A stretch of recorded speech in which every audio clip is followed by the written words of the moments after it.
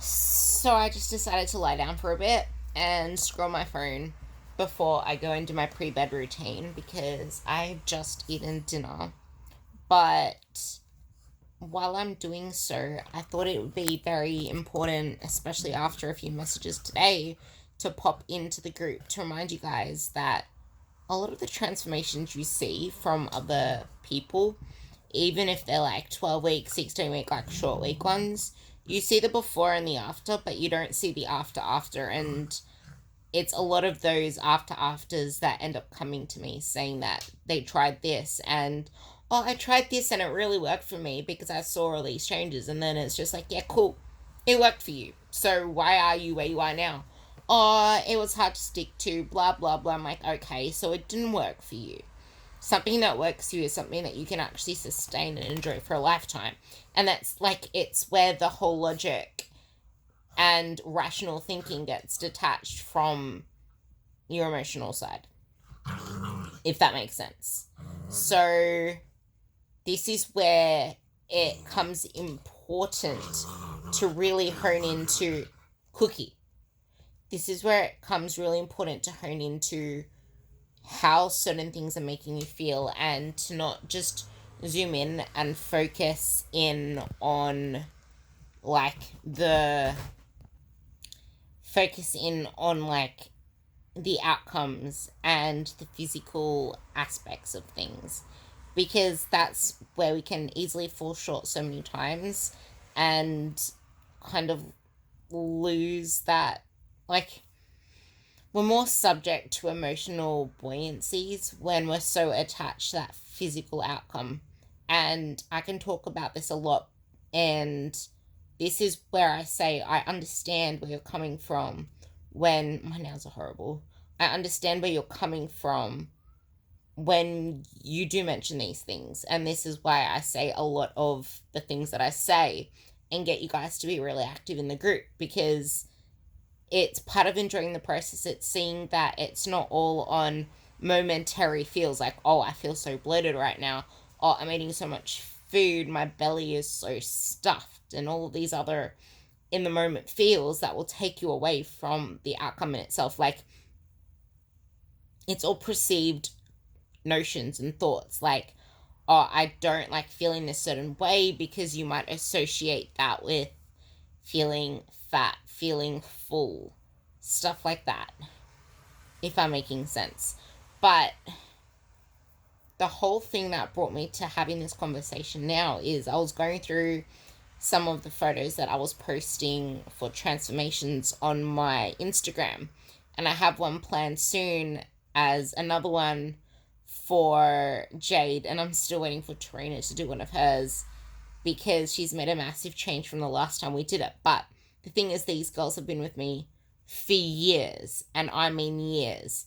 And this is all years of consistency, of change, and not once was a scale in focus. Not once were we focusing on just, in fact, just, it's, we weren't even focusing on scales. We weren't focusing on the outside effect. Like, yeah, we knew that they wanted to lose weight. We knew that they didn't like the way they were. They didn't like the way that they looked, or this. Well, it's not that they didn't like the way that they looked, but they know that they wanted to change that side of it. But that wasn't even in the focus. The focus was in actually being more confident in the gym and getting stronger, in changing their relationship to food, themselves, their digestions, their sleep.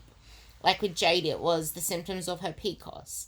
It's all of these different things like gut health, moods, energy throughout the day, like all of these different things. When you focus on how much, how you eat, how you train, like the company and the people you surround yourselves with, it's this safe space in Team Ruby. Like, all of this stuff is what leads to you becoming the best you there is.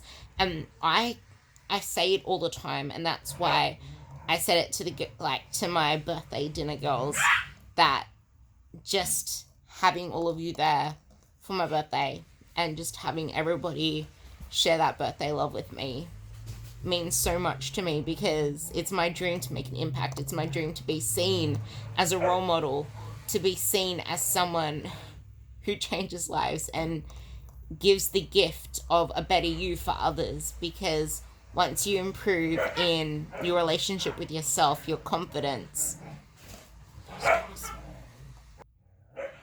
once you step into your confidence and into your best self, that starts to express itself in everywhere, in your relationships, in your work, in the way you carry yourself, in the way that you have conversations, in the way that you apply yourself to things, in your home life, in being a mum and being a girlfriend and being a wife, all those different things. It's the most beautiful thing, because I get to be on that journey with you, and for me, I can't even express how much of a gift that is for me. It honestly just fills my heart. And that's why I like getting to know the different ins and outs of your lives. Like, I don't need to know a full commentary on every single day. I just need to know the big things. And everything that is there is data, and then I start to use that data when I do check-ins, when I change things up in the future. Like, for example, I write in my summary and feedback from my coaches once a week. I don't actually get feedback on that at all, but they use everything I write when they're rewriting my other programs. If something pops up, then they go through my previous feedback and be like, oh, okay, so this is why this leads to this. So that's, yeah, anyway, that's my little ramble. I hope that helped. And I did do my Oporto post before. That's actually the first time I had a burger. I forgot, I don't think I mentioned it, but that's the first time I had a burger since 2016. Because I'm not really a burger person. I used to really like chips, but I don't like chips anymore. I got turned off them from my prior relationship I was in. I cannot do chips anymore. But I don't know, it's just like the taste. That's another thing, like your taste buds change in a really good way. Like if I'm craving something, it's honestly just like a fresh tuna salad or a shitload of chicken, because I freaking love chicken. And that's why I said, like, I could eat a whole kilo of chicken, but I think it's a safe idea to avoid that, because otherwise I'll end up growing myself some feathers and some wings.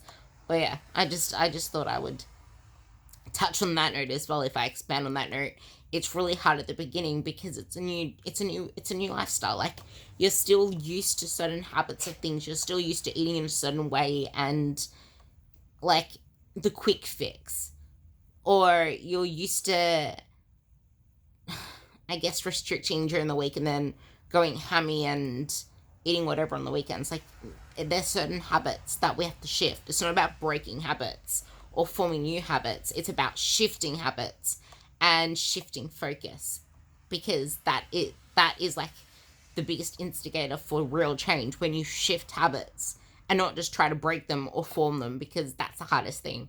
But shifting them by shifting focus, because where focus goes, energy flows, and where energy goes, focus flows.